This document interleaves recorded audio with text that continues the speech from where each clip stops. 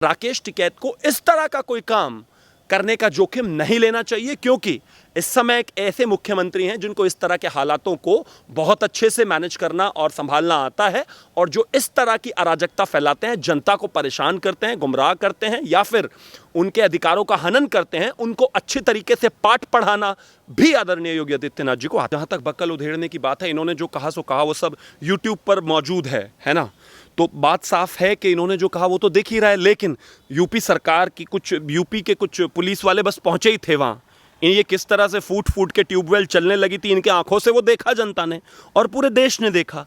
अब अगर आप इस देश को या उत्तर प्रदेश की राजधानी को हॉस्टाइल करने की कोशिश करेंगे, महिलाओं से बदतमीजियां और रेप करने की कोशिश करेंगे, लोगों को मारने पीटने की कोशिश करेंगे, राष्ट्रीय पर्व को खराब करने की कोशिश करेंगे, तो माफ कीजिए, बक्कल किसके उतरेंगे और किसके उतरने चाहिए कानूनी तौर से, ये देश जानता है। देखिए, सबसे पहले तो मैं एक चीज कहना चाहता हूं कि किसी का बाप नहीं रोक सकता कि आदरणीय प्रधानमंत्री जी को कोई झंडा फहराने से 15 अगस्त पे हिंदुस्तान में रोके।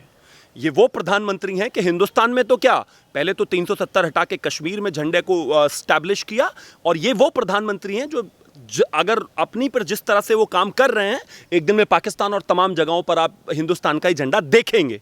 तो किसी के पिता में, किसी के बाप में उतनी औकात तो नहीं है कि उनको झंडा फहराने से रोक दे, लेकिन अगर वो इस चीज को एकता अखंडता के साथ हल करना चाहते हैं, शांति के साथ हल करना चाहते हैं, बात करना चाहते हैं, और प्रधानमंत्री लगातार उनको इस तरह का मौका दे रहे हैं कि आइए बात करें और हम क्या आपके लिए बेहतर कर रहे हैं या क्या बेहतर हो रहा है, अगर ये आपको देखना है तो हम आपसे बात करने के लिए तैयार हैं। अगर ऐसा कहा जा रहा है तो वो इसलिए क्योंकि उन्होंने हिंदुस्तान के किसानों का एक चोला ओढ़ा हुआ है और वो इस देश के नागरिक हैं, वरना इस देश के प्रधानमंत्री या फिर इस देश की सरकार इतनी कमजोर नहीं है कि उनको उठाकर 10 मिनट में खाली ना करा सके। लेकिन फिर भी इस देश का नागरिक होने के नाते उनको यह मौका दिया जा रहा है कि आइए बैठकर बात करते हैं, क्योंकि आप हमारे ही हैं और आपके साथ जो लोग गुमराह हो रहे हैं वो भी हमारे ही हैं। लेकिन अगर आप इस देश के साथ खिलवाड़ करेंगे तो माफ कीजिए, आपको समझ में नहीं आएगा, जिस तरह से पाकिस्तान को नहीं आया था उसी तरीके से आपको जवाब दिया जाएगा और आपकी अकल ठिकाने आएगी। यहाँ पर बंगाल के बाद अब राकेश टिकैत उत्तर प्रदेश पहुंच गए हैं और उन्होंने कहा कि दिल्ली की तरह लखनऊ को घेरेंगे चारों कोनों की तरफ से,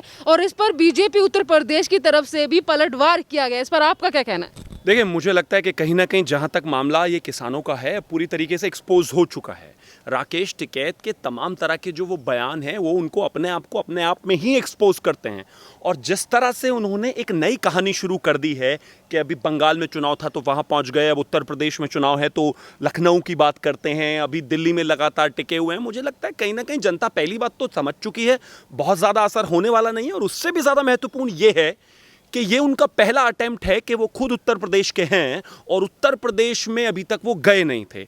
उन्होंने, अगर मैं खास तौर पर बात करूं जिला पंचायत चुनाव में, तो जो मुजफ्फरनगर सहारनपुर की जो सीट है वहां पर जिला पंचायत अध्यक्ष का जो चुनाव था, उसके लिए संयुक्त किसान मोर्चा और बसपा, सपा और कांग्रेस सारे मिलकर इन्होंने एक चुनाव में एक कैंडिडेट को खड़ा किया था जिसको मात्र 3 या 4 वोट मिले थे। महत्वपूर्ण बात यह है कि जनता वहां पर उनको सीरियसली बहुत ज़्यादा लेती भी नहीं है, क्योंकि उन्होंने जिला पंचायत के चुनावों का रिजल्ट दिखा दिया, और इसके अलावा इससे पहले भी खुद राकेश टिकैत जो है वो 2 बार चुनाव लड़े, दोनों बार हारे हैं। और अब जो है उत्तर प्रदेश में अगर किसी को कोई गलत फहमी है तो उनको बता देना चाहिए कि इस समय उत्तर प्रदेश में आदरणीय योगी आदित्यनाथ जी मुख्यमंत्री हैं। उनको हर तरीके की अराजकता से निपटना बहुत अच्छी तरीके से आता है, और ये इस प्रदेश और देश ने देखा है, और इसी वजह से उनकी लोकप्रियता आज पूरे प्रदेश और देश में इतनी ज़्यादा है कि दूसरे देशों में और दूसरे प्रदेशों में भी लोग कहते हैं कि हमारे यहाँ अगर आदरणीय योगी आदित्यनाथ जी जैसे मुख्यमंत्री होते तो शायद चीज़ें बेहतर हो सकती थी, चाहे सीएए का मामला रहा हो, चाहे इसके अलावा इससे पहले कोई भी मामले रहे हों, चाहे लोगों की प्रॉपर्टियां जब्त करने को लेकर रहा हो, चाहे एक एंटी इंडिया एजेंडा चलाने का मामला रहा हो, तमाम जगहों पर उन्होंने लगातार ये प्रूव किया है। चाहे वो कोरोना के दौरान मामला रहा हो, किस तरह से उन्होंने घूमकर जनता से संवाद करके सारी चीज़ों को बेहतर किया।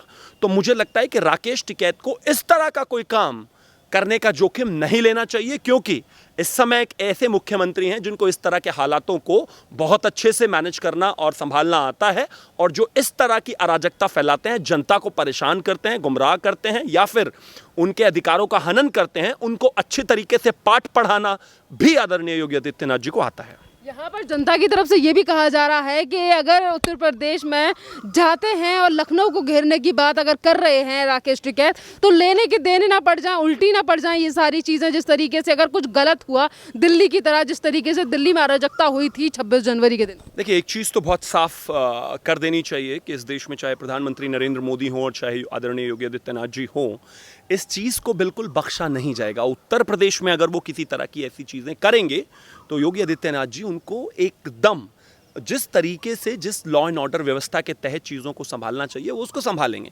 जहाँ तक बात लेने के देने पड़ने की है, लेने के देने तो पड़ ही जाएंगे। राकेश टिकैत क्या कोई भी अगर इस देश की एकता, अखंडता और इस देश के गौरव के साथ खिलवाड़ करने की कोशिश करेगा तो उसको तो माकूल जवाब देना ही चाहिए। अगर ये 15 अगस्त पर जाकर लखनऊ में गुंडागर्दी करते हैं, हुड़दंग करते हैं या फिर झंडे का अपमान करते हैं या देश के राष्ट्रीय पर्व का अपमान करते हैं, तो किसान तो ऐसा नहीं कर सकता। इनका तो स्वागत होना ही चाहिए। बात यह है कि देखिए, आपको इस देश में कानून के तहत आपको धरना करने का, प्रदर्शन करने का, मार्च निकालने का अधिकार है, लेकिन आप इस देश की एकता, अखंडता, सॉवरेनिटी, झंडा और तमाम जो राष्ट्रीय प्रतीक और राष्ट्रीय पर्व हैं उन पर इस तरह की अराजकता नहीं फैला सकते। अगर आप ऐसा करते हैं तो माफ कीजिए, कानून के तहत एक जो मुख्यमंत्री हैं, जो उनका कर्तव्य होगा उसको वो बहुत अच्छी तरीके से निभाएंगे। 15 अगस्त को लेकर राकेश टिकैत कह रहे हैं कि झंडा फहराएंगे, सरकार से कह रहे हैं कि 5 गज जमीन उन्हें दे दी जाए। और दूसरी तरफ दीपक चौरसिया ने इन सारी बातों को लेकर ट्वीट किया है। उन्होंने कहा है कि जो खालिस्तानी ताकतें हैं वो सक्रिय हो चुकी हैं और खालिस्तानी का जो एजेंडा है वो नहीं चाहते कि 15 अगस्त को पीएम नरेंद्र मोदी झंडा फहराएं, और इसी के लिए बातें की जा रही हैं। देखिए, सबसे पहले तो मैं एक चीज कहना चाहता हूं कि किसी का बाप नहीं रोक सकता कि आदरणीय प्रधानमंत्री जी को कोई झंडा फहराने से 15 अगस्त पे हिंदुस्तान में रोके। ये वो प्रधानमंत्री हैं कि हिंदुस्तान में तो क्या, पहले तो 370 हटा के कश्मीर में झंडे को स्टैब्लिश किया, और ये वो प्रधानमंत्री हैं जो अगर अपनी पर जिस तरह से वो काम कर रहे हैं, एक दिन में पाकिस्तान और तमाम जगहों पर आप हिंदुस्तान का ही झंडा देखेंगे। तो किसी के पिता में, किसी के बाप में उतनी औकात तो नहीं है कि उनको झंडा फहराने से रोक दे। लेकिन अगर वो इस चीज़ को एकता, अखंडता के साथ हल करना चाहते हैं, शांति के साथ हल करना चाहते हैं, बात करना चाहते हैं, और प्रधानमंत्री लगातार उनको इस तरह का मौका दे रहे हैं कि आइए बात करें और हम क्या आपके लिए बेहतर कर रहे हैं या क्या बेहतर हो रहा है, अगर ये आपको देखना है तो हम आपसे बात करने के लिए तैयार हैं। अगर ऐसा कहा जा रहा है तो वो इसलिए क्योंकि उन्होंने हिंदुस्तान के किसानों का एक चोला ओढ़ा हुआ है और वो इस देश के नागरिक हैं, वरना इस देश के प्रधानमंत्री या फिर इस देश की सरकार इतनी कमजोर नहीं है कि उनको उठाकर 10 मिनट में खाली ना करा सके। लेकिन फिर भी इस देश का नागरिक होने के नाते उनको यह मौका दिया जा रहा है कि आइए बैठकर बात करते हैं, क्योंकि आप हमारे ही हैं और आपके साथ जो लोग गुमराह हो रहे हैं वो भी हमारे ही हैं। लेकिन अगर आप इस देश के साथ खिलवाड़ करेंगे तो माफ कीजिए, आपको समझ में नहीं आएगा। जिस तरह से पाकिस्तान को नहीं आया था उसी तरीके से आपको जवाब दिया जाएगा और आपकी अकल ठिकाने आएगी। यहाँ पर ये भी कहना है लोगों का कि अगर 15 अगस्त को फिर से इस तरीके की चीज़ें करने की कोशिश की गई, उत्पात मचाने का कोशिश की गई, तो जनता के बीच ही साफ हो जाएगा कि ये एजेंडा किसानों के लिए नहीं है बल्कि देश में दंगे भड़काने के लिए। इस तरीके की बातें भी हो रही हैं। देखिए, मुझे लगता है कि अगर किसी को अभी भी खालिस्तानी एजेंडा पर कोई शक है तो मुझे लगता है उसको जाकर यूट्यूब पर 1000 से ज़्यादा वीडियोज़ हैं, वो वीडियोज़ देखनी चाहिए जिसमें पुलिस वालों को गिरा गिरा कर मारा जा रहा है। अगर किसी को इसमें कोई शक है तो वो वीडियोज़ देखे जिस तरह से लाल किला को हॉस्टेज कर लिया गया था। अगर किसी को शक है तो जो वो महिलाओं को, जो पत्रकार महिलाएं थे उनको मारा पीटा जा रहा है, वो वीडियोज़ देख लीजिए। अगर किसी को शक है तो किस तरह से वो कृपाण और तुम लोगों के साथ, प्यारा हिंदुस्तान की टीम के साथ तो स्पेशली हुआ है ना, किस तरह से जो लोग हैं आपके पीछे भाला और तलवार लेकर तमाम भागे हैं और किस तरह से आए दिन आपके साथ बदतमीजी होती है। तो अगर किसी को ये गलतफहमी है कि ये एजेंडा खालिस्तान का नहीं है तो उतनी जो सारी वीडियोस हैं वो उस चीज़ के सबूत के लिए काफ़ी हैं। इससे भी ज़्यादा इंपॉर्टेंट ये चीज़ है कि जितने लोग लाल किले को हॉस्टेज करने में, उसको बंधक बनाकर रखने और 1.5-2 घंटे तक इस देश की इज्जत को तार तार करने के दोषी थे, उन लोगों को इसकी पंजाब सरकार ने 70 से ज़्यादा लॉयर देकर जल्दी से जल्दी कोर्ट ऑफ लॉ में जमानत दिलाने का काम किया। तो मतलब वो कहीं ना कहीं सपोर्टेड भी था। पन्नू जो हैं, जो सिख फॉर जस्टिस के अध्यक्ष हैं, उन्होंने लगातार वीडियोस बनाई और कहा कि 10-10 हज़ार रुपये आपको पर ट्रॉली पर दूंगा। तो अगर आपको ये लगता है कि आप इस देश के साथ वाले लोगों को देख रहे हैं जो सड़कों पर बैठे हैं, मैं ये नहीं कहता कि सब ऐसे हैं या मैं ये नहीं कहता कि किसान ऐसे हैं, लेकिन जो इस देश की एकता, अखंडता और इज्जत को तार तार कर रहे हैं, वो इस देश के साथ तो नहीं हो सकते हैं। और दूसरी बात, जब सरकार लगातार कह रही है कि बात करते हैं और 12 दौर की बातचीत हुई है और पॉइंट टू पॉइंट डिस्कस करते हैं, तो करिए ना, लेकिन नहीं। ये किसान बिल का मसला कम, उत्तर प्रदेश चुनाव, बंगाल चुनाव, उसके बाद उत्तराखंड चुनाव, दिल्ली चुनाव, लोकसभा चुनाव, उसके लिए ज़्यादा है। अगर आपको इतना ही दम है तो आप इस चीज़ को आकर क्लियर करिए ना, चुनाव लड़िए। और मैं एक और चीज़ बता देना चाहता हूँ, इस देश का किसान हमेशा किसान यूनियन से लगा रहा है।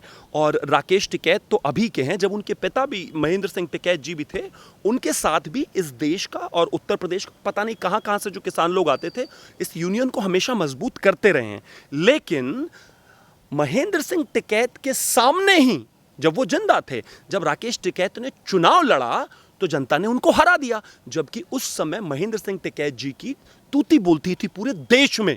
लेकिन ये जो किसान है ना, ये सत्ता से संघर्ष करके अपने अधिकारों के लिए लड़ता था, क्योंकि कभी उनकी बेहतरी नहीं हुई, वो सत्ता में नहीं जाने देना चाहता था। आज ये विपक्ष के साथ मिलकर सत्ताबाजी करना चाहते हैं, राजनीति करना चाहते हैं। किसान इनके पास क्यों होगा? अरे जब आपके पिता के होते हुए आपको 2 बार चुनाव हरा दिया गया, क्योंकि आप किसानों की बात करते थे, और जब आपने राजनीति में जाने की बात की तो आपको हरा दिया गया। आज इसी तरह से जब आप विपक्ष के प्रोपेगेंडा पे, ममता दीदी के प्रोपेगेंडा पे, अरविंद केजरीवाल के प्रोपेगेंडा पे, और अब से पहले जो ये अमरिंदर सिंह है उनके प्रोपेगेंडा पे चलेंगे, और सरकार से ना लड़के सरकार और विपक्ष के साथ मिलकर हंगामा करेंगे और राजनीतिक बनाने की कोशिश करेंगे, तो आप फ्लॉप होने ही हैं। जब आपके पिता के सामने, जिनके देश भर में क्या थी तब आप जीत नहीं पाए, तो माफ कीजिए, आप किसी बहुत बड़ी गलतफहमी में हैं। आज भी बात करने के लिए सरकार तैयार है, बेहतर है आगे आएं और बात करें। किसानों के मुद्दे को लेकर शुरू हुआ यह आंदोलन आज बिजली तक पहुंच गया है। उत्तर प्रदेश में गए राकेश टिकैत, कभी कहते हैं कि बिजली के दाम बढ़ गए हैं, कभी कहते हैं कि यहाँ पे हरियाली ज़्यादा है। आखिरकार किस चीज़ को बोलना चाहते हैं या आखिरकार राकेश टिकैत? देखिए, मुझे लगता है कि जब आप मुद्दों से भटकते हैं तो सबसे ज़्यादा ज़रूरी क्या चीज़ हो जाती है कि आप कहना क्या चाहते हैं। अब राकेश टिकैत जी का आप छोटा सा 2-3 चीज़ें अगर आप देखेंगे, तो सबसे पहले उन्होंने 370 पर बयान दिया। 370 पर बयान देने के बाद उन्होंने कहा कि 370 की वजह से वहाँ के किसानों का क्या हाल हो रहा है। उसके बाद फिर उन्होंने और तमाम जगहों पर बयान दिया, कहीं पर भी पहुँच जाते हैं, बिजली का मुद्दा है। मैं कहता हूँ मुद्दे हैं, कोई दो राय नहीं है इस बात में कि मुद्दे अगर आपके हैं तो उनको डिस्कस किया जाना चाहिए। लेकिन आप शुरू हुए थे 3 मांगों से लेकर, आज आप 3000 मांगों पर पहुंच गए हैं। आप शुरू हुए थे किसानों से लेकर, आज अब ममता दीदी, केजरीवाल, अमरिंदर सिंह, सोनिया जी, सब राजमाता, तमाम लोगों के एजेंट बनने की कोशिश कर रहे हैं। परेशानी वहाँ से शुरू होती है। अगर आपको किसानों के मुद्दों पर बात करनी है, पॉइंट टू पॉइंट बात करनी है, चीज़ों को सुलझाना है, देश के किसान को एक बेहतर स्थिति में लेकर जाना है, तो आप उस पर बात करें।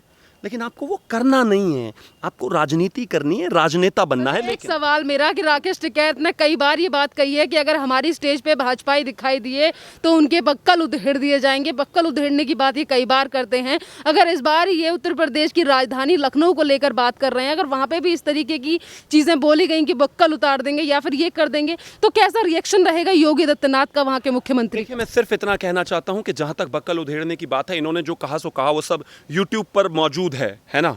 तो बात साफ है कि इन्होंने जो कहा वो तो देख ही रहा है। लेकिन यूपी सरकार की यूपी के कुछ पुलिस वाले बस पहुंचे ही थे वहाँ, ये किस तरह से फूट के ट्यूबवेल चलने लगी थी इनके आंखों से, वो देखा जनता ने और पूरे देश ने देखा।